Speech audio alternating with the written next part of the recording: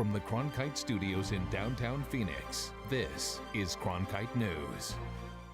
Then he proceeded to pat me down my legs and up and in the groin area, and that was the most humiliating. Inside the racial profiling lawsuit against Sheriff Joe Arpaio, and what we can expect from a multi-million-dollar case in the courts. Plus, Arizona wants you to do your part to stay safe when emergencies strike. Plus, Big Red heads back to school with a big message for elementary students in the battle against childhood obesity. Cronkite News starts now. Good evening and welcome to Cronkite News on Arizona PBS. I'm Cassie Ronda. And I'm Carla Liriano. Thank you for joining us. Tonight, a closer look at the relationship between police and the public and the results of a statewide poll here in Arizona. Tensions are high nationwide following police shootings in North Carolina and Oklahoma that left 2 black men dead. Police wore riot gear to ward off protests last night in Charlotte. Today, the North Carolina police chief is defending his officers' actions, and the Charlotte mayor is asking the community to stand together to move forward. We are a collaborative community. We are a community that knows that we rise or fall together. So how do Arizonans feel about law enforcement? We asked that question in a poll conducted with the Arizona Republic, the Morrison Institute, and Cronkite News. Reporter Alicia Gonzalez shares the poll results. We had mixed poll results from the 2 questions we sent out back in late August. I attended One Phoenix's first event in celebration of National Nonviolence Day over in Hermosa Park. Here's how their responses lined up with the poll numbers. Let me clarify something, okay? We don't hate the police department. We don't hate the police department, okay? I'll say it again. We do not hate the police department. Jarvis Johnson has been an active community member for the past 10 years. He says he has a great relationship with the police, but knows others have different experiences. I think a lot of the times, you know, in situations, it's because of the color of our skin. It's like they think we're going to do something. We try and look at things through our little world and our little bubble to try and make sure that we're doing the right thing at the right time for the right reason. And many Arizonans believe police are doing that. A recent poll by the Arizona Republic, the Morrison Institute, and Cronkite News showed that nearly 84% of people thought Arizona law enforcement would treat them fairly. The poll talked to more than 780 people and had a margin of error of 3.6 percentage points. The responses were mixed for how people thought Arizona law enforcement would treat others depending on ethnicity. 46% believed officers would have a different set of rules depending on ethnicity. Nakia Walker said she hasn't personally experienced any mistreatment, but she knows someone who has. Person was arrested and thrown in jail. They were beat up. They wore dentures. Their dentures were taken from them and thrown in the trash. We didn't find out this person was in jail for about 48 hours. They weren't allowed a phone call. Phoenix Police Department Community Action Sergeant Keith Doherty said he's always trying to improve that relationship with the community. And our biggest thing is to talk to folks. They're not enough, either folks that like us or don't like us, or officers are comfortable just talking to each other. So that's the biggest thing. I will walk up to anybody and have a sit-down conversation with them. Sergeant Doherty said coming out to non-violence protests like Saturday was a nice change from responding to 911 calls all day. You can see the entire poll by going to the full story on cronkitenews.azpbs.org. Just click the poll results link off to the side. In Phoenix, Alicia Gonzalez, Cronkite News. Our Public Insight Bureau wants to know your thoughts on law enforcement in our state. Go online at cronkitenews.azpbs.org to fill out our pin query and share your story. The Maricopa County Board of Supervisors has approved paying the latest legal bill in Sheriff Joe Arpaio's racial profiling case. So far, the case has cost taxpayers more than $48 million. Cronkite News reporter Katie Beery tells us why the case is still stuck in the courts. The county is paying legal bills for the federal racial profiling case that dates back to 2007. The judge in that case has referred the sheriff to federal prosecutors for possible criminal contempt of court prosecution. Right now, the Department of Justice is deciding whether they will take up the criminal case. That's after the U.S. Attorney in Arizona recused himself due to a conflict of interest. Meanwhile, the people at the center of the lawsuit are left in limbo. The flag stands for all my beliefs, about this nation, respect for individuals. Daniel Magos proudly remembers the day he became a U.S. citizen nearly 50 years ago. But a sheriff's deputy questioned that fact when he stopped Magos and his wife as they were driving home. And then he proceeded to pat me down my legs and up and in the groin area, and that was the most humiliating. Magos and his late wife are part of a class action lawsuit. It alleges systematic racial profiling of Latino motorists in Maricopa County by sheriff's deputies like the one who pulled Magos over. A federal judge recommended Sheriff Joe Arpaio face criminal contempt of court charges in connection with the racial profiling case. So I have to get the story out to the Hispanic people, and that's very difficult sometimes. Arpaio, who easily won his primary and is running for a 7th term in office, vows to continue his legal fight. We don't believe that there will ever be sufficient evidence for the trier of fact to find that he was guilty of criminal contempt. His lawyer is a close friend and former U.S. attorney. He's known the sheriff for decades. As long as any sheriff is in there, you'll always find people that are complaining that that office did something wrong.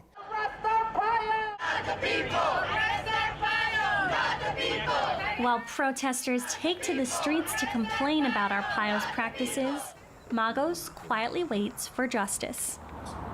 He took all my dignity and my wife's dignity, being that we were citizens.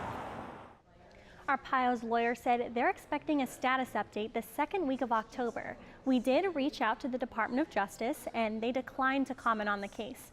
In the broadcast center, Katie Beery, Cronkite News. Police in Canada say that schools have been evacuated because of a bomb threat. About 19,000 students were evacuated from 63 schools. Canadian police say they received a fax this morning saying that bombs had been placed in several schools and would detonate today. The fax did not name any schools in particular. Police say they didn't find a bomb at any school and no arrests have been made on the case. Cyber attacks, natural disasters, all kinds of hazards can strike our state. The Arizona Department of Emergency and Military Affairs held an event to ensure we're prepared for a crisis.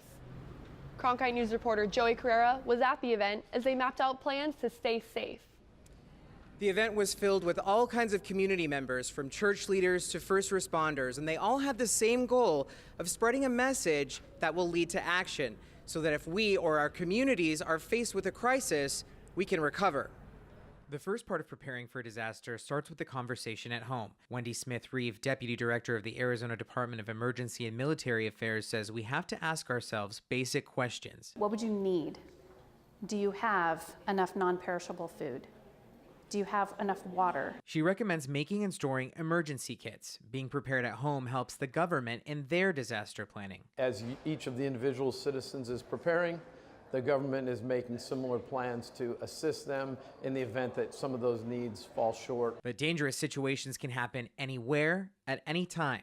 Recent bomb threats at schools have the Arizona Department of Education taking steps to ensure the safety of students. The number one thing is that schools have a plan in place, and we as a department are committed to assisting in the development of those plans.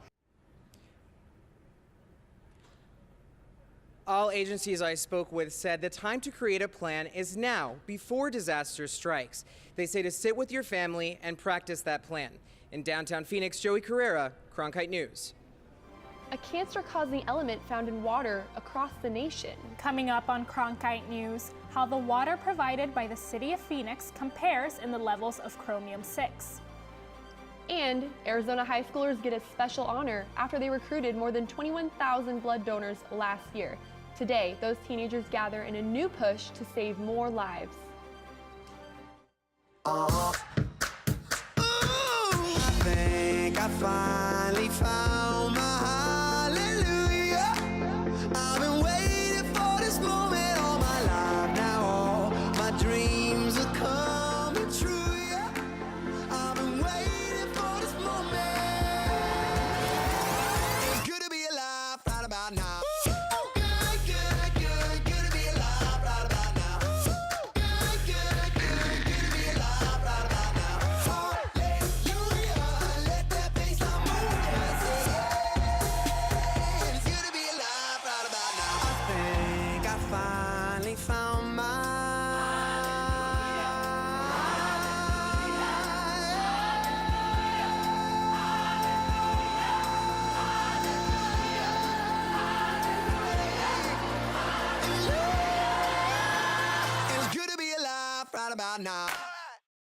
This is a box that showed you a world beyond your own. It was just a box, but the world has changed, and so have we. And now the box can be almost any size or shape.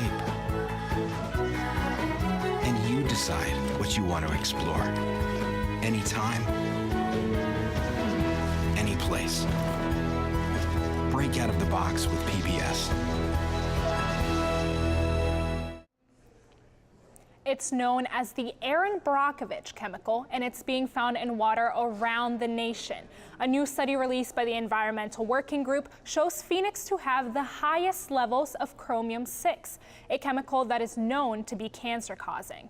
The study shows Phoenix to have the highest level of chromium-6 among large city water systems, with 7.853 average parts per billion in samples taken, followed by the water systems in St. Louis and Houston. The city of Phoenix says that residents should not worry about the study because the number is misleading.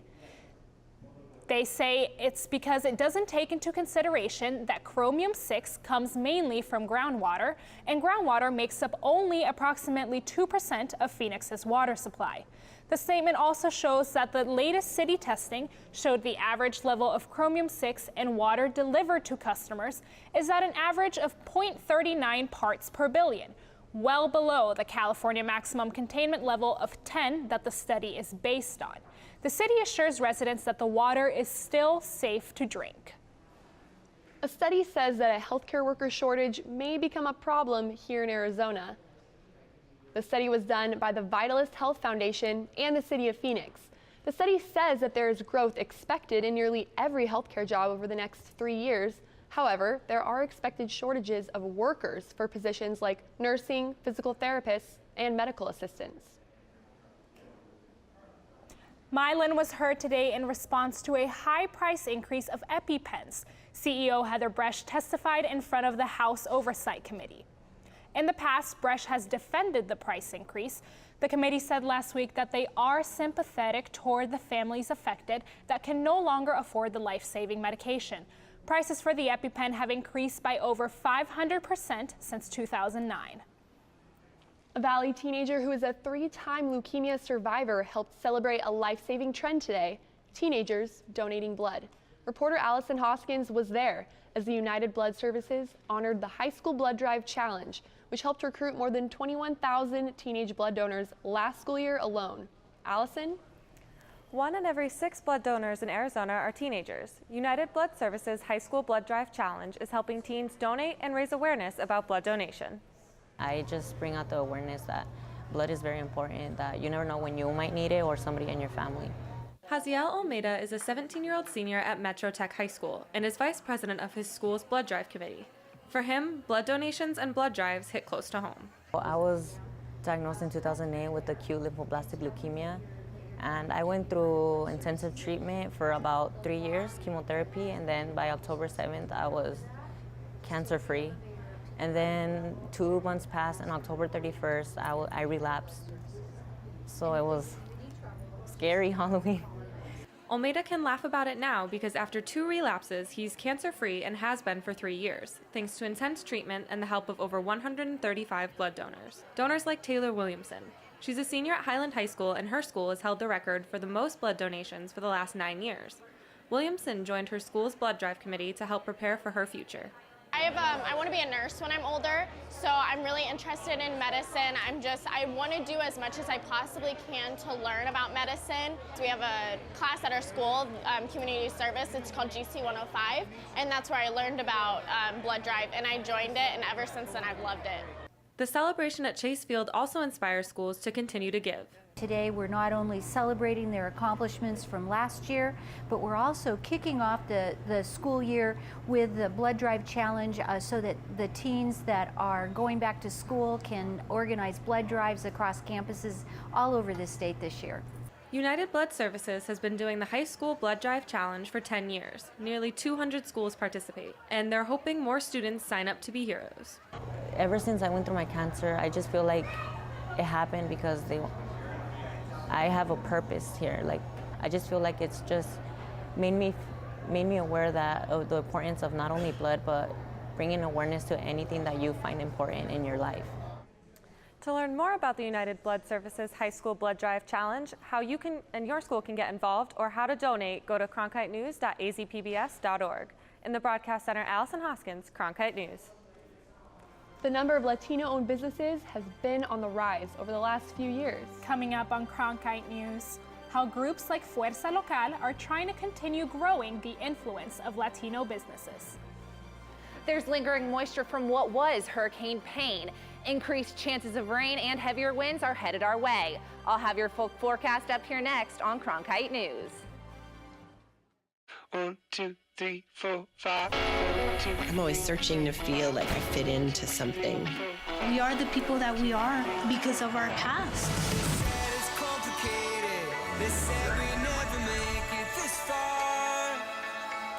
I'm just one of many who stopped being silent. They said the fight would break us, the struggle helped to make who we are. It's just proof of how far we have come.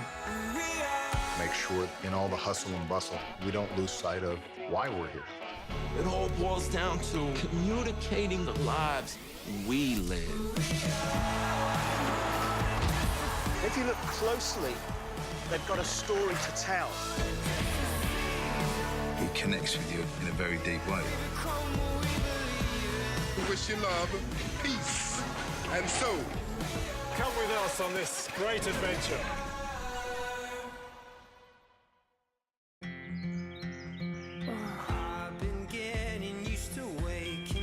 Come and play with us. Onward and onward.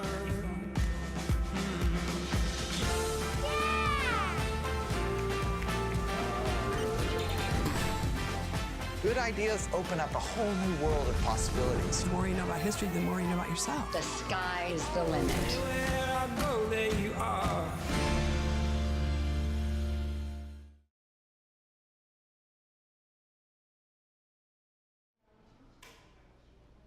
Governor Doug Ducey is helping to support small businesses. The governor was announced today as the national honorary chairman of the Bring Small Businesses Back campaign. Ducey, along with the Job Creators Network president and CEO Alfredo Ortiz, will host an event for Arizona's small business owners. The event will take place at the ASU Chandler Innovative Center on September 27th. The number of Hispanic-owned businesses in Arizona is on the rise, according to the Arizona Hispanic Chamber of Commerce. Reporter Anthony Marroquin took a look at how much Latino businesses have grown and what a local nonprofit is doing to help.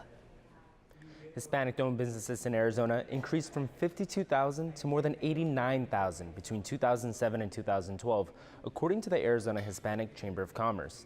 And experts are hoping to see those numbers increase even more. Meet Bernie Reina. I've always liked coffee. It's my passion. Reina decided to start his own coffee shop in Avondale after he and his wife were laid off from work in 2013. The two got the idea for Colados Coffee and Crepes while in Paris, but they needed some help getting the business off the ground. That's when Fuerza Local stepped in. This program was born so that others can thrive and become better business owners. Fuerza Local is a local nonprofit that provides classes in Spanish for Latino business owners to teach them how to become successful business leaders. The name of the organization is called Fuerza Local, which translates to local force.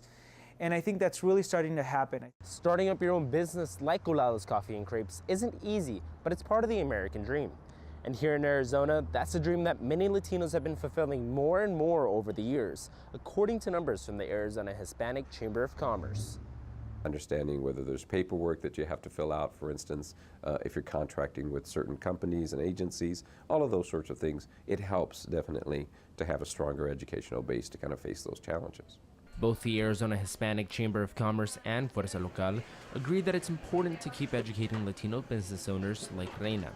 Their contribution, both say, is what will shape Arizona's tomorrow. Starting a business is a risk. You never know what can happen, but the worst thing you can do is to do nothing at all. Fuerza Local is currently only accepting 36 businesses per program term, but will expand to Mesa, Avondale, and Maryville to allow for 60 businesses come January. In the Broadcast Center, Anthony Marroquin, Cronkite News. The clouds hung around for most of the day as the remnants of Hurricane Payne moved through the state. No major storms here, But NASA offered this cool view of lightning from the International Space Station. You can see the bolts flash brightly from orbit.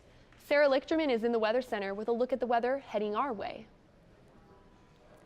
Thankfully, it's not lightning today in Arizona, but we do have better chances of storms tomorrow morning. As you can see, there is a band of storms developing in Arizona tomorrow morning, and it will push its way eastward out of Arizona by tomorrow night. Those storms will bring in a cold front, which will bring in heavier winds. That is why there's a wind advisory in northwest Arizona until 8 p.m. tomorrow. It does feel a little muggier in Arizona. That is due to the lingering moisture. However, as the cold front makes its complete way through Arizona, it will be a lot cooler and drier.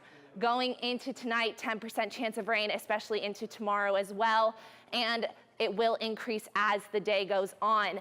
Here are your highs, 87 in Phoenix, and it gets cooler as you go north. For the rest of the week, 40% chance of rain on Thursday, but it dries up for the rest of the week. I'm Sarah, Cronkite Weather. And the weather gives people a reason to go outside. But the Arizona Cardinals players are helping give kids yet another reason. Coming up on Cronkite News, how NFL players are helping kids get active and healthy. The confidence to lead our country. This isn't reality television. I feel like Hamilton reached out from history and wouldn't let me go until I told his story. I make no apology for my actions. I would do the same again. How have we come so far and yet have so far to go? Right there, coming up.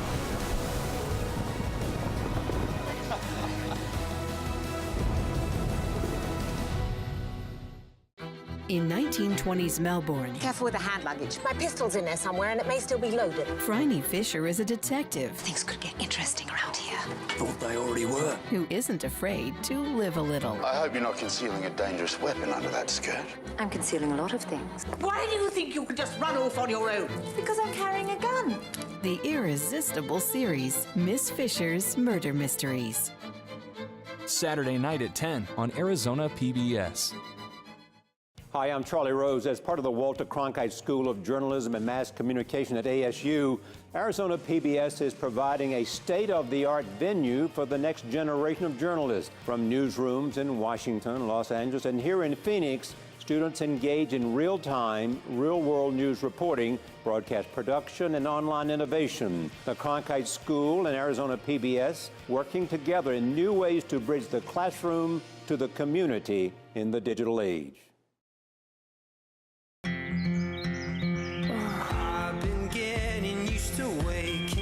Come and play with us. Onward and onward!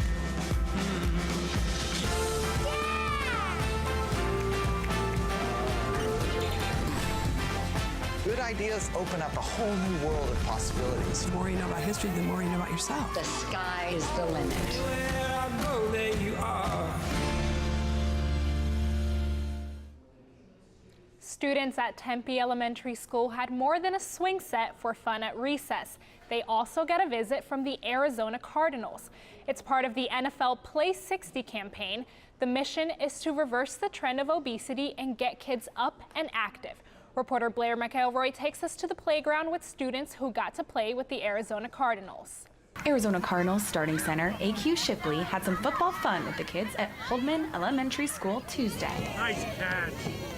He reflected on how kids' playtime has changed with the explosion of technology since he was a kid. As soon as I got home from school, it was, go play at the park, go get with my buddies, and in a world where it's, kind of a tech world now, it's cool that we've kind of implemented this thing and, we're able to come out on Tuesdays and do this stuff. This thing Shipley referred to is the National Football League's Fuel Up to Play 60 program. That is what brought Shipley and other Cardinals representatives to the elementary school in Tempe Tuesday morning. The Fuel Up to Play 60 program is designed to educate today's youth on how to live a life full of nutrition and well-being. It's vitally important that we get kids to be embracing that healthier lifestyle, and that's what I love about Fuel Up to Play 60. That's the biggest thing, is just making kids be active for at least an hour a day, and that's the whole thing that we try and stress. In addition to the camp, the Arizona Cardinals, alongside the Dairy Council of Arizona, teamed up together to reward the Tempe School District with a $10,000 grant for their initiative to always play 60. Pat Pat Johnson, Director of Nutrition Services for Fuel Up to Play 60, says with the help and availability of the program, school communities are able to make healthy changes in the school environment. We're seeing that pendulum swing in a positive way, that they're being more physically active and they're choosing those healthier, nutrient-rich foods. Any qualified K-12 school enrolled in Fuel Up to Play 60 is eligible for funding opportunities. In Tempe, Blair McElroy, Cronkite News.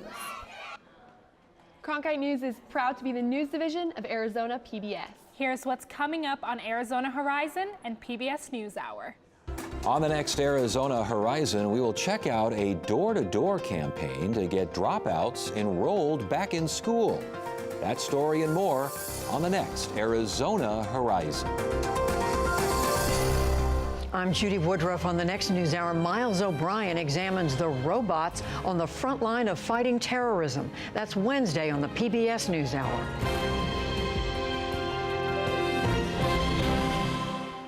That's it for Cronkite News tonight. Thanks for joining us. For top Arizona stories anytime, go to cronkitenews.azpbs.org.